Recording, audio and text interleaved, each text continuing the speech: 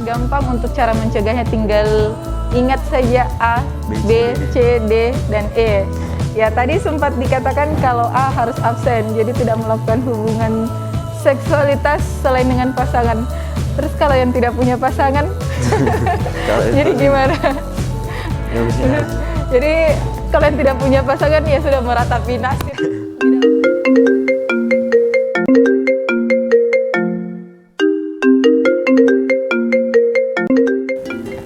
Assalamualaikum warahmatullahi wabarakatuh. Kembali lagi bersama saya Syahrayanti di Ponsel Podcast and Counseling di MTSN 1 Go TV. Hebat media edukasi. Jadi sebelum saya masuk di ponsel hari ini, saya ingin mengucapkan selamat Hari HIV/AIDS sedunia yang tepat jatuh pada tanggal 1 Desember tahun 2021. Jadi teman-teman sekalian di rumah sudah tahu nih, pasti hari ini kita akan membahas terkait dengan Hari HIV/AIDS. Jadi hari ini saya ditemani oleh salah satu anggota dari Pusat Informasi Konseling Remaja dari MTSN 1 Gorontalo. Di sini saya sudah ditemani oleh Adik Raihan. Jadi sebelum masuk saya ingin tanya kabar dari Adik Raihan dulu. Gimana kabarnya hari ini? Alhamdulillah baik Kak Sarah. Alhamdulillah. Alhamdulillah dengan atas restu Allah saya dalam keadaan sehat walafiat hari ini. Jadi hari ini kita akan berbincang terkait dengan hari HIV/AIDS sedunia yang jatuh pada 1 Desember tahun 2021 bersama anggota dari Pusat Informasi Konseling Remaja MTSN 1 Gorontalo. Jadi saat ini HIV/AIDS ini memang sudah sering didengar oleh masyarakat umumnya, terkhusus di masyarakat Provinsi Gorontalo. Namun pada saat ini masih banyak yang memiliki pandangan-pandangan atau bahkan belum mengenal sebenarnya apa sih HIV/AIDS ini. Nah, hari ini kita akan berbicara mungkin dasar-dasar dari HIV/AIDS ini sendiri. Bisa ya? Bisa, Pak. Oke. Sebelum itu mungkin saya bisa tanya terlebih dahulu sebenarnya apa kepanjangan dari HIV/AIDS sendiri, karena kita sudah sering dengar apa itu HIV/AIDS namun masih kurang memahami sebenarnya apa itu kepanjangan dari HIV/AIDS. Mungkin bisa dijawab. Kalau HIV sendiri adalah Human Immunodeficiency Virus, sedangkan AIDS kepanjangannya adalah Acquired Immune Deficiency Syndrome. Oke. Jadi memang agak berbelit-belit menggunakan bahasa Inggris ya. Oke. Kalau mungkin dari definisinya, HIV/AIDS itu sebenarnya apa gitu dari secara definisi? Mungkin bisa dijelaskan. Kalau secara definisi, HIV sendiri adalah virus yang menggerogoti tubuh kita, sedangkan AIDS adalah penyakitnya. Simpelnya perbedaannya, jika HIV itu adalah virusnya, AIDS itu adalah penyakitnya. Oke. Jadi teman-teman sekalian sudah dengarkan, jadi HIV itu adalah virusnya, namun AIDS itu adalah penyakitnya. Jadi teman-teman di sini sudah bisa bedakan antara HIV dan AIDS. Nah, zaman sekarang ini kan memang banyak menimbulkan tanda tanya, HIV/AIDS itu apa sih sebenarnya? Dan di mata masyarakat HIV/AIDS itu berbahaya gitu. Nah, yang ingin saya tanyakan mungkin bagaimana sih ataupun cara sehingga HIV/AIDS bisa menular ke orang gitu, ke orang lain. Kalau cara penularannya sendiri dari berbagai dimulai dari berhubungan seks tanpa kondom, dari campuran darah, dari suntikan, dan melalui keturunan. Iya, jadi memang cara penularannya itu lewat darah, lewat seksualitas, ataupun lewat gen dari orang tua itu sendiri, sehingga HIV/AIDS ini bisa tersebar ya, khususnya di Provinsi Gorontalo itu sendiri. Jadi ingat teman-teman, jadi 3 hal tadi yang telah disebutkan oleh Raihan menjadi media untuk penyebaran HIV/AIDS ini sendiri. Nah, kira-kira menurut Raihan, perjalanan virus HIV ke AIDS itu seperti apa? Kan tadi sudah dijelaskan bahwa HIV itu adalah virusnya, sementara AIDS adalah penyakitnya. Nah, tentunya ini menimbulkan pertanyaan di pikiran masyarakat, bagaimana sih berubah dari virus baru bisa menjadi penyakit? Itu gimana menurut Rehan? Kalau dari HIV ke AIDS sendiri itu dari berbagai periode. Dari periode pertama setelah kita terjangkit HIV, dari rentan 1 sampai 3 bulan kita akan terdapat kayak gejala batuk kering, demam, mual-mual, dan ruam di kulit. Saat 3 bulan itu telah berlalu, gejala tersebut akan hilang. Dan rentan 3 bulan sampai 5 tahun setelahnya, kita tidak akan terjadi gejala apapun, namun virusnya tetap ada. 5 sampai 10 tahun setelahnya, virus tersebut akan berkembang menjadi sebuah penyakit, yaitu AIDS. AIDS sendiri nanti akan terjadi gejala yang lebih berat, yaitu berat badan menurun 10%, seperti yang tadi juga mual-mual, demam, terus ruam di kulit lebih banyak, lebih meluas, dan kelenjarnya lebih membengkak. Oke. Jadi menurut penjelasan dari Raihan sendiri, ternyata proses dari HIV ke AIDS ini sendiri dia mempunyai 3 periode. Begitu ya? Iya. Nah, dia harus melewati 3 periode dulu, dari periode yang sebenarnya masih virus yang mungkin menimbulkan gejala-gejala ringan ya, seperti pada umumnya gitu. Kemudian di periode selanjutnya virusnya bekerja namun tidak merasakan efek apapun bagi yang tertular. Kemudian pada saat 5 sampai 10 tahun itu di periode ketiga itu sudah terjangkit AIDS. Nah, di AIDS inilah mungkin sudah sangat kentara bagi orang yang tertular ya. Karena mungkin walaupun makan banyak tetap mengalami penurunan berat badan yang sangat drastis seperti itu. Nah, pastinya ketika ada penyakit pasti ada cara pencegahannya biar kita sebagai mungkin kaum milenial, remaja di seusia kita ini bisa terhindar namanya penyakit HIV/AIDS sejak dini. Nah, mungkin Rehan bisa berbagi bagaimana sih cara pencegahan dari HIV/AIDS ini sendiri agar kita tidak terjangkit. Yang pertama yaitu absen.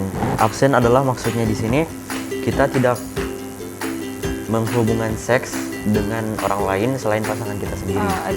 Yang kedua, be faithful. Maksudnya itu setia. Jadi kita tidak gonta-ganti pasangan selain pasangan kita sendiri. Yang ketiga, kondom. Jadi saat kita berhubungan seks dengan pasangan kita, itu kita harus menggunakan kondom biar aman. Yang keempat, D, drugs. Kita harusnya tidak bisa menggunakan narkoba. Iya. Yang terakhir, E, education. Kita harus punya informasi dan pengetahuan lebih lanjut tentang HIV/AIDS ini. Jadi memang sangat gampang untuk cara mencegahnya, tinggal ingat saja A, B, C, D, dan E. Ya, tadi sempat dikatakan kalau A harus absen, jadi tidak melakukan hubungan seksualitas selain dengan pasangan. Terus kalau yang tidak punya pasangan, jadi gimana? Jadi kalau yang tidak punya pasangan ya sudah meratapi nasib di dalam kamar sendirian gitu. Tidak ada yang menemani. Iya, tidak ada yang menemani katanya. Oke, jadi buat teman-teman sekalian, jadi untuk mencegahnya cukup ingat saja A, B, C, D, dan E. Absen, kemudian be faithful ataupun setia dengan pasangan, kemudian setiap melakukan seksualitas harus menggunakan kondom.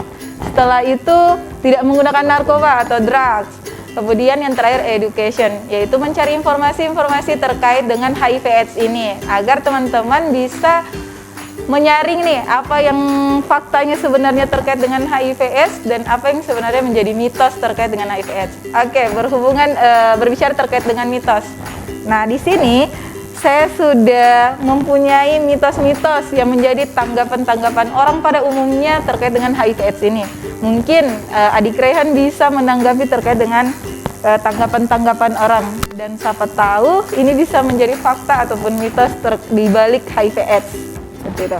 Nah, mitos pertama, HIV dan AIDS merupakan penyakit kutukan Tuhan. Gimana pendapatnya? Itu tetap mitos. Karena HIV/AIDS sendiri mempunyai cara penularannya. Jadi itu bukan kutukan dari Tuhan langsung. Oh, dia kena HIV/AIDS, kutukan. Berarti enggak gitu ya? Iya, enggak. Oke, jadi teman-teman itu mitos. Katanya mitos. Jadi HIV/AIDS ini bukanlah sebuah kutukan, melainkan tertular sendiri oleh virus, mungkin karena perilaku-perilaku yang menyimpang yang dilakukan ataupun tidak sengaja tertular oleh orang yang sudah tertular sebelumnya, seperti itu. Oke, mitos kedua, tanda dan gejala HIV/AIDS bisa langsung terdeteksi. Kalau itu mitos, karena seperti yang tadi dibilang, itu masih mempunyai perjalanan jauh. Oh, oke, 3 periode ya? Iya, bahkan sampai 5 tahun cara mendeteksinya itu. Jadi nggak langsung terlihat. Kalau misalnya pas pertama kali kita kena HIV, itu nggak bisa langsung terdeteksi. Oke. Jadi mungkin sebaiknya ketika mungkin lebih rutin untuk memeriksakan diri. Setiap 6 bulan sekali, usahakan kita periksakan diri HIV/AIDS di kantor KPA. KPA ya, oke, Komisi Penanggulangan AIDS. Ya. Jadi teman-teman sekalian, itu adalah mitos. Sebaiknya teman-teman mungkin lebih dianjurkan untuk memeriksakan diri setiap 6 bulan sekali di Komisi Penanggulangan AIDS untuk mencari tahu apakah teman-teman tertular ataupun tidak. Ya. Oke, mitos ketiga, gigitan nyamuk dapat menularkan HIV. Itu mitos juga. Kenapa? Karena nyamuk sendiri tidak dapat menularkan penyakit orang yang satu ke orang yang lainnya. Karena saat ketika nyamuk menggigit kulit orang yang terkena HIV/AIDS, dia tidak akan menjangkitkan ke orang lain. Karena saat dia ke orang lain, itu dia tidak akan menyodorkan darah yang dari dirinya ke orang tersebut, malah dia akan yang menyedot darah dari orang tersebut. Oke, jadi itu mitos. Jadi teman-teman jangan takut dengan gigitan nyamuk karena nyamuk itu bukan sebagai media untuk penularan HIV/AIDS. Jadi tadi sudah dijelaskan ketika nyamuk menggigit atau menghisap darah orang lain dan dia pindah ke badan orang lain, dia tidak akan mengeluarkan darah dari dalam tubuhnya ke manusia yang dia gigit gitu. Kemudian fakta selanjutnya, penderita HIV tidak dapat memiliki anak. Kalau itu mitos.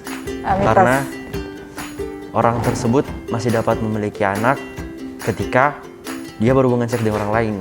Nah, caranya biar orang lain tersebut atau anaknya tidak menderita penyakit sama dengan orang yang punya penyakit itu dengan rutin minum obat.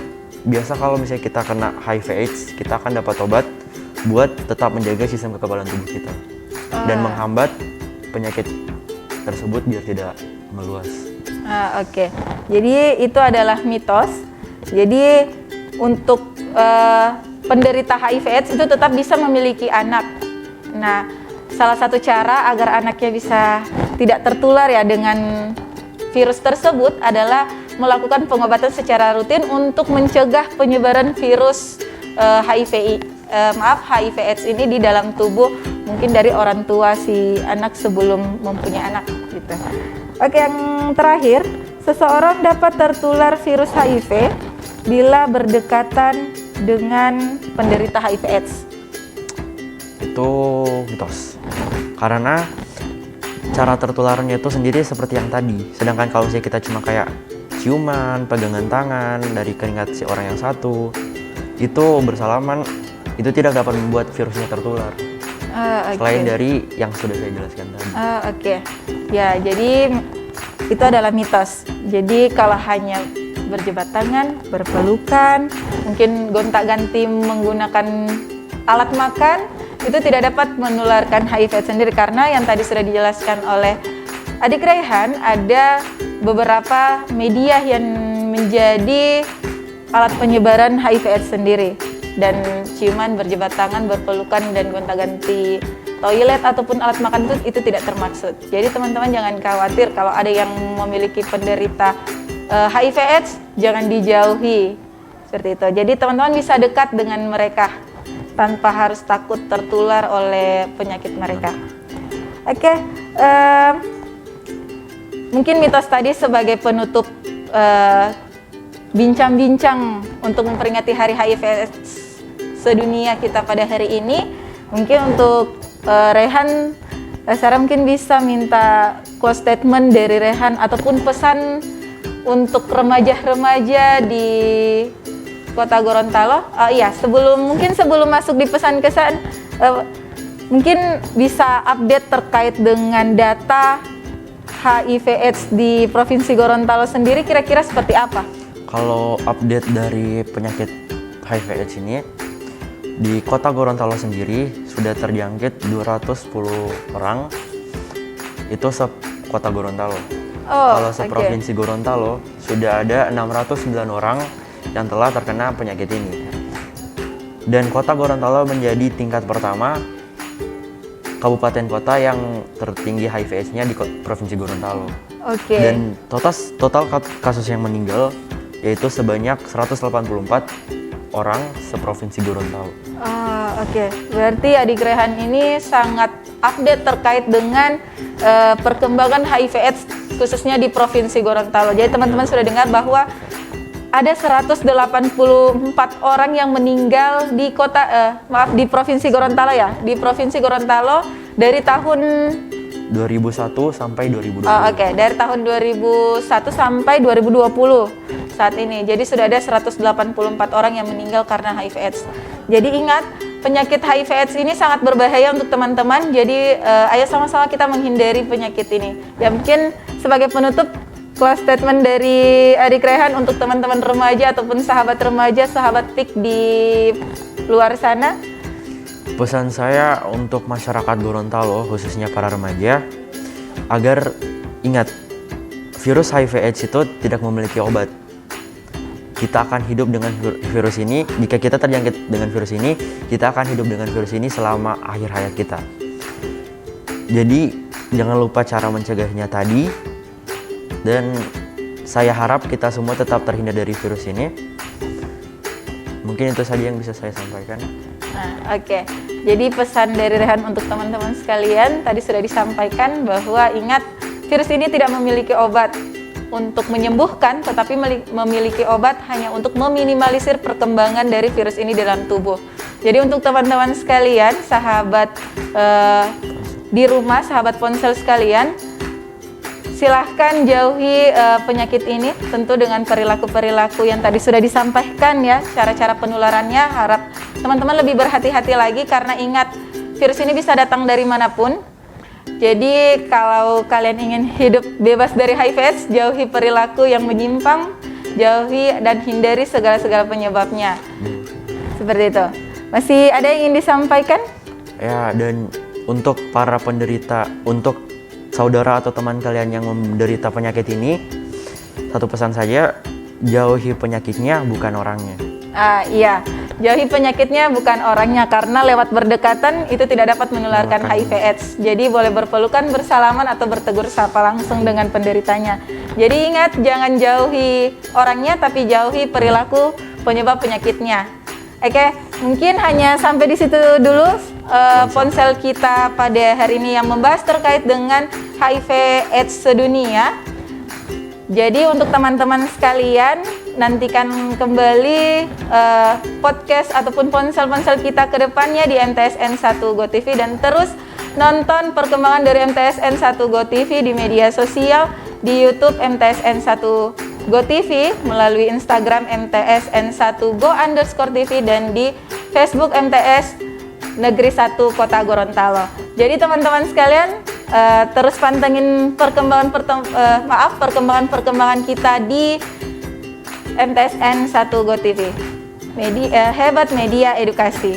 Terima kasih, saya Syahrayanti undur diri. Wabillahi taufiq wal hidayah. Wassalamualaikum warahmatullahi wabarakatuh. Oh. Ya Allah.